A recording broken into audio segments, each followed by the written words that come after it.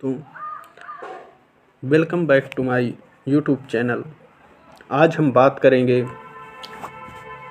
Fundamental के अंतर्गत जो दृश्य कला के मूलभूत तत्व हैं या कला के तत्व हैं, एलिमेंट्स ऑफ आर्ट, जो प्रमुख रूप से 6 बताए गए हैं। उसमें से कौन कौन से हैं?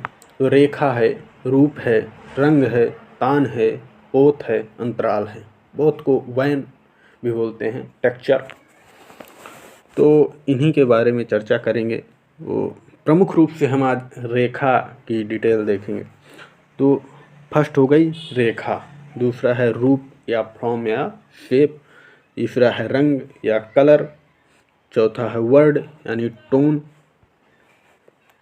और पांचवा है पोत या वैन, और छठा है अंतराल या स्पेस। अंतराल के बिना हम चित्र रचना नहीं कर सकते, क्योंकि अगर हमारे पास कोई धरातल ही नहीं रहेगा काम करने के लिए, तो किस चीज़ में हमारे पास मान लो पेंसिल है, कलर है, हर एक चीज़ है, लेकिन हमारे पास धरातल नहीं है तो किस चीज़ में कर लेंगे? तो उसके बिना चित्र रचना संभव नहीं है। हमारे पास कलर है तो नहीं कर सकते। अगर हमारे पास मान लो कोई धरातल है तो हम पेन नहीं है, चाक नहीं है, कोयला है, किसी भी चीज़ से हम चित्र रचना कर सकते हैं। तो धरातल के बिना हम चित्र रचना संभव नहीं है, मतलब धरातल के बिना हम नहीं कर सकते। मैं देखते हैं रेखा दो बिंदुओं के बीच की दूरी को रेखा कहते हैं। जैसे एक बिंदु ये है, एक बिंदु ये है, दो बिंदु हमने रख दिए और इसके बीच की जो ये बीच की दूरी है, ये कहलाती है रेखा। क्या कहलाती है? ये रेखा कहलाती है। एक परिभाषा और है, दो बिंदुओं के अंतहीन गुण को रेखा कहा जाता है। दो बिंदुओं के अंतहीन गुण को रेखा कहा जाता है। वही है, दो बिंदु के अंतहीन गुण को रेखा कहा जाता है। अब हमारी जो चित्रकला, भारतीय चित्रकला, वो हमारी रेखा प्रधान है। और अगर वेस्टर्न कल्चर की देखें, यूरोपीय कला की, तो यूरोपीय कला अगर पूछे क्वेश्चन, तो यूरोपीय कला छाया प्रकाश प्रधान हो जाएगी। समांतर रेखाओं के दो भेद बताए गए हैं। कौन कौन से? तो सरल रेखा, लयात्मक रेखा। सरल रेखा और लयात्मक रेखा। लयात्मक रेखा को ही वक्र रेखा भी बोलते हैं। सरल रेखा कौन है? तो सरल रेखा जो हमारी दृष्टि को आगे बढ़ाती है तथा गति का आभास कराती है। जो हमारी दृष्टि को आगे बढ़ाती है तथा गति का आभास कराती है। जैसे कोई हम रेखा खींचे, ये रेखा है, ये हमें दृष्टि का आभास कराती है कि आगे का, और गति का आभास कराती है। सरल रेखा के भेद। सरल रेखा कितने प्रकार हैं? तो फर्स्ट है क्षैतिज रेखा, सेकंड है ऊर्ध्व रेखा, थर्ड कड़वत रेखा, फोर्थ कोणीय रेखा, फिफ्थ 30 कोणीय रेखा, सिक्स एक पुंजीय रेखा। तो ये 6 प्रकार रेखा के बताए गए हैं, सरल रेखा के। तो इन्हें एक एक करके देखते हैं। तो क्षैतिज रेखा जो हॉरिजॉन्टल लाइन है, इसी को हॉरिजॉन्टल लाइन भी बोलते हैं। क्षैतिज रेखा के अंकन द्वारा हम विश्राम, स्थिरता, संतुलन, निष्क्रियता, मौन, शांति प्रकट करते हैं। ये कौन सा भाव प्रकट करती हैं, वो यहाँ पर दिखाया गया है। इसके भाव बहुत क्वेश्चन पूछे जाते हैं। तो क्षैतिज रेखा कहेगी कौन सी? तो ये है क्षैतिज रेखा। ये हमारी क्षैतिज रेखा हो गई। इससे हम विश्राम, देखो जैसे हम लेटता है कोई इंसान तो विश्राम की अवस्था, स्थिर रहते, पूरी स्थिर रेखा है। स्थिरता, संतुलन है, इधर उधर नहीं है, निष्क्रियता, मौन, शांति, ये सब भाव प्रकट होते हैं हमारी क्षैतिज रेखा से। उसके बाद है ऊर्ध्व रेखा या सीधी लंबवत रेखा, वर्टिकल लाइन। तो इससे कौन से भाव प्रकट होते हैं वो देखते हैं। तो दृढ़ता, प्रतिरोध, शक्ति, गौरव, कठोरता, आकांक्षा। सीधी या वर्टिकल लाइन जो होती है वो ऐसे होती है, ये वर्टिकल लाइन हो गई। सीधी, लंबवत, मतलब इससे हमें यहाँ से मान लो हम चले, ये ऊपर की ओर जा रहे हैं, यहाँ तक गए, इसके बाद ये लग रहा और हमारी आकांक्षा होगी आगे बढ़ने की, थोड़ा और जाते हैं तो ये आकांक्षा का भाव प्रकट करती है। कठोरता, कठोर है, गौरव, शक्ति, उसके अंदर शक्ति होगी तभी तो आगे बढ़े, तो शक्ति का भाव, प्रतिरोध, प्रतिरोध लेने तो वो भी, और दृढ़ता, ये सब भाव ऊर्ध्व रेखा या सीधी लंबवत रेखा, वर्टिकल लाइन के अंतर्गत ये सब प्रभाव आते हैं। आगे आते हैं कर्णवत रेखा। कर्णवत रेखा डायगोनल लाइन के बारे में देखते हैं। आड़ी रेखा को कर्णवत रेखा कहा जाता है। स्पेशली देखें तो आड़ी रेखा को कर्णवत रेखा कहा जाता है। कर्णवत रेखा कौन सी होती है? जैसे हम कोई त्रिभुज बनाते हैं, उसमें कर्ण रेखा, कर्ण लंब आधार होता है, तो 3 कर्ण कौन सी रेखा होती है? जैसे कोई हम त्रिभुज बनाए तो हमारी कर्णवत रेखा यही तो हो, सॉरी,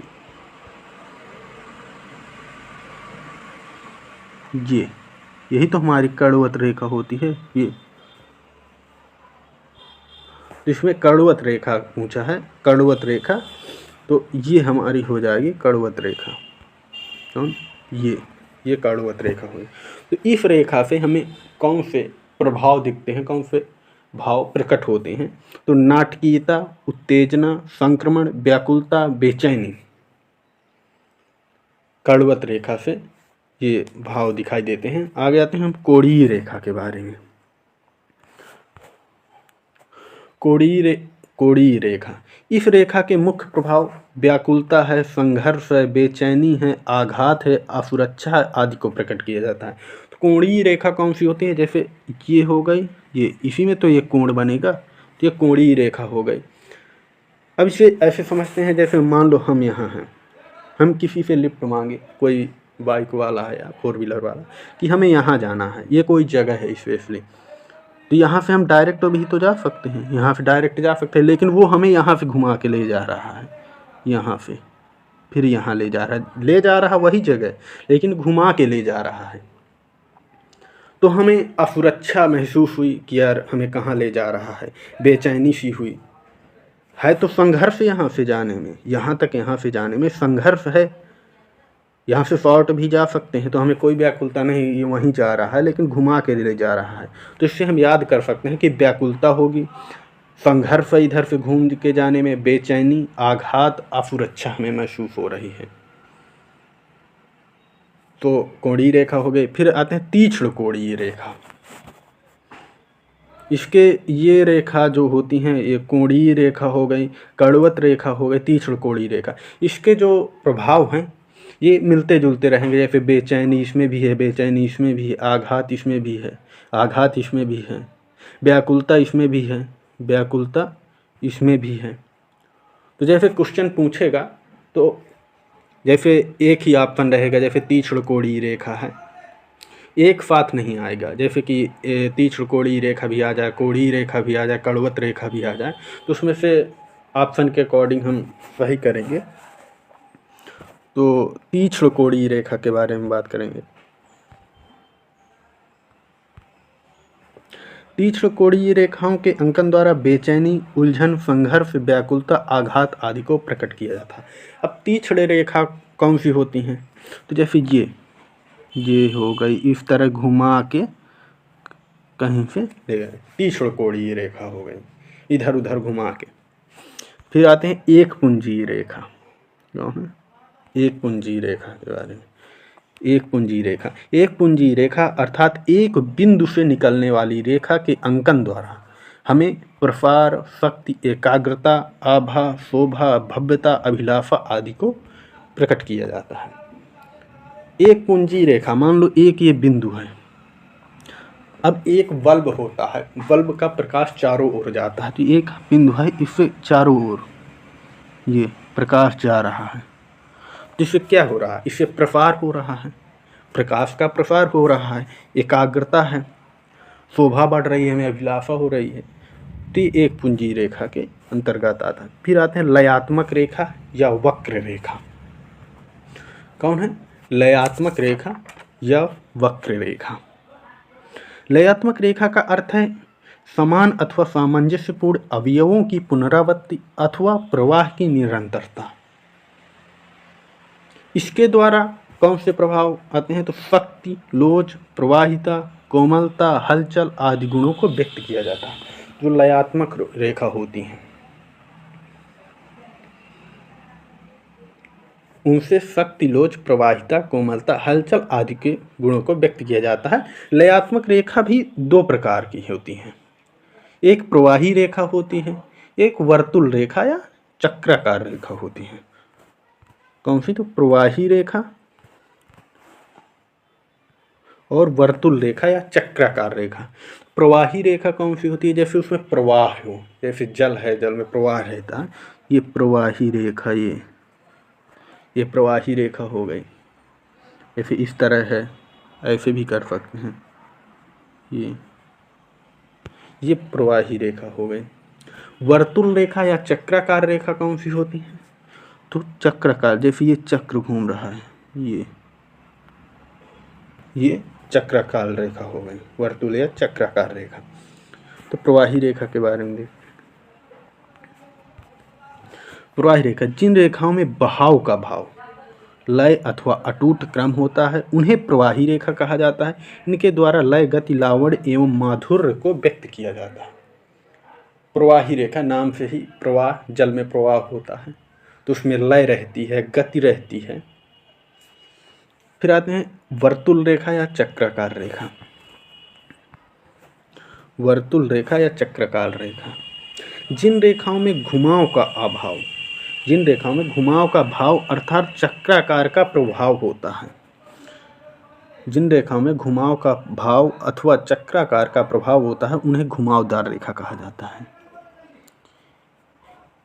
इनके द्वारा भ्रम, संघर्ष, उत्तेजना, शक्ति, गति को प्रकट किया जाता है। क्या क्या? तो इसके द्वारा भ्रम है, संघर्ष है, उत्तेजना है, गति है और शक्ति को प्रकट किया जाता है। अब जैसे चक्राकार रेखा है, मान लीजिए ये रेखा है, अब ये रेखा में भ्रम तो है, यहाँ से गए, अरे यार यहाँ तो नहीं पहुँच गए, ऐसे भ्रम है, संघर्ष भी है कि वैसे इतने में ही घूम रहे हैं, गति भी है, शक्ति भी है, तो आदि भाव प्रकट किए जाते हैं। दोस्तों रूप के बारे में भी देख लेते हैं। रूप यानी फॉर्म या शेप, क्या बोलते हैं? रूप यानी फॉर्म या शेप। तो रूप वह क्षेत्र है, रूप वह क्षेत्र है जिसका अपना निश्चित आकार तथा वर्ण होता है। रूप का निर्माण छोटे छोटे बिंदुओं से होता है। कोई भी हम रूप का निर्माण करते हैं तो जो रूप का निर्माण करते हैं वो छोटे छोटे बिंदुओं से करते हैं, किंतु यदि इन बिंदुओं को क्रमानुसार केवल एक ही दिशा में बढ़ाया जाए तो यह रेखा का निर्माण करता है। तो इससे समझते हैं, जैसे कोई रूप है, मान लो ये बिंदु बिंदु करके हम क्रमागत एक अंडाकार शेप तैयार कर दिया, तो ये क्या हो गए? एक रूप हो गया। जैसे ये गोला बन गया तो ये रूप हो गया। अब इसी चीज़ को हम एक सीधे करें ये, तो रेखा का निर्माण होता है। ये कहीं जॉइंट नहीं होगा, ये घूम के जॉइंट नहीं होगा तो कोई रूप का निर्माण नहीं करेगा। वो क्रमानुसार रेखा चली जा रही है तो रूप रेखा का निर्माण करेगी। वही कहा गया है कि छोटे छोटे बिंदु होते, किंतु यदि इन बिंदुओं का क्रमानुसार केवल एक ही दिशा में बढ़ाया जाए तो यह रेखा का निर्माण करता है।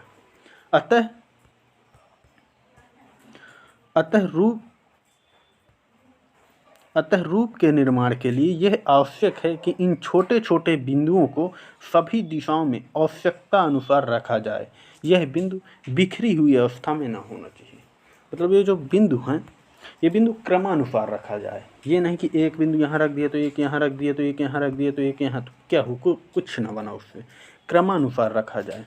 जैसे कोई हम बिंदु बनाते हैं तो क्रमानुसार, जैसे यहाँ से जा रहे हैं तो ये क्रम है, ये क्रमानुसार गोला से आ गए, तो कोई भी बिंदु रखा जाए तो क्रमानुसार रखा जाए।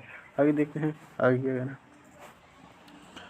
साधारणतया किसी वस्तु की आकृति को रूप कहा जाता है। किसी भी वस्तु की कोई आकृति होती है उसे रूप कहा जाता है, परंतु इन्हें स्वरूप, शक्ल, गठन, बनावट, लक्षण, प्रकृति व आकार भी कहा जाता है। रूप के आकार के आधार पर उन्हें दो भागों में विभक्त किया गया है, सममात्रिक रूप और एक असममात्रिक रूप। कौन कौन से हैं? तो सममात्रिक रूप हैं, असममात्रिक रूप हैं। सममात्रिक रूप किसे कहते हैं वो समझते हैं। सममात्रिक रूप यह वह रूप है जो दाईं तथा बाईं दोनों ओर एक समान होता है। जैसे वृत्त है, घन है, आयत है, गिलास है। जैसे मान लीजिए हम एक आयत लिए, एक आयत ये अब इसे काट दिए बराबर से, तो ये दोनों तरफ समान है। गिलास है, मान लीजिए ये गिलास है ये। अब इसे बीच से काटेंगे तो ये समान है, दोनों तरफ समान आकृति है, तो ये सममात्रिक रूप है। इसी तरह घन लेंगे या गिलास, वृत्त, तो ये सममात्रिक, दोनों तरफ समान है। फिर बोलते हैं असममात्रिक रूप। दो भागों में बांटा गया था, सममात्रिक रूप, असममात्रिक रूप। तो असममात्रिक रूप यह वह रूप है जिसका दूसरा भाग पिछले भाग से विपरीत आकृति का होता है, यानी विषम होता है, विपरीत विषम। जैसे विषम कोण हो गया, केतली हो गया, कप हो गया, सुराही हो गया। जैसे क्या है, मान लो एक कप है, ये कप, तो ये ऐसे रहेगा। तो इसे अगर बीच से हम काटते हैं तो ये इस तरफ ज़्यादा हो गया, इस तरफ भारीपन हो जाएगा, इस तरफ हल्कापन, तो ये असममात्रिक है। जैसे कोई हम ये लेते हैं, अब इसे हम इधर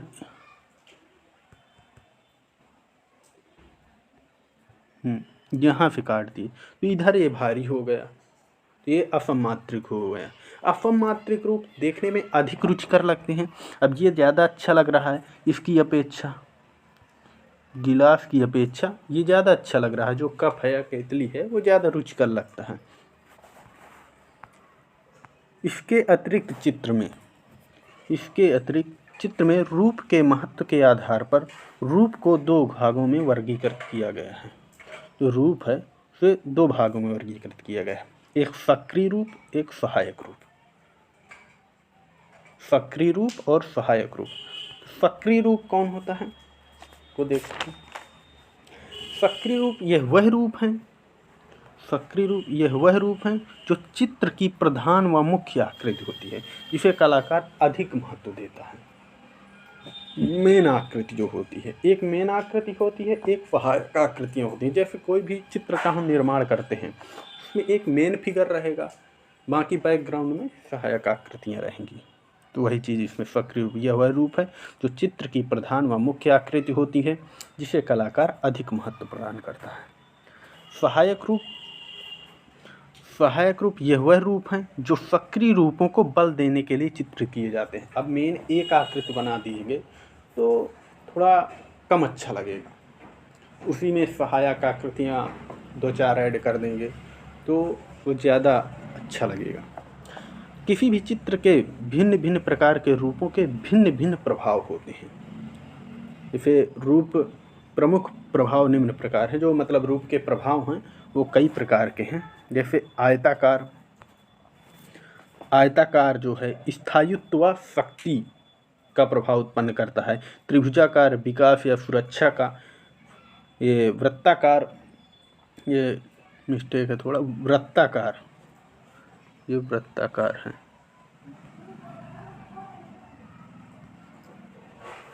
वृत्ताकार आकर्षण व गति का प्रभाव उत्पन्न करता है। अंडाकार लावण्य या सौंदर्य का प्रभाव उत्पन्न करता है। आगे कुछ मुख्य प्रकार के रूप निम्नलिखित हैं जिन्हें अपनी शैली के अनुसार कलाकार पसंद कर चित्रण करता है। जैसे यथार्थ रूप हो गया, अर्ध यथार्थ रूप हो गया, अमूर्त रूप हो गया, ज्यामितीय रूप हो गया, सरल रूप हो गया, ये सब रूप होते हैं। ये तो हैं अमूर्त रूप, ज्यामितीय रूप, पारंपरिक रूप, अलंकारिक रूप, सरल रूप, लाक्षणिक रूप जो जलपरी। तो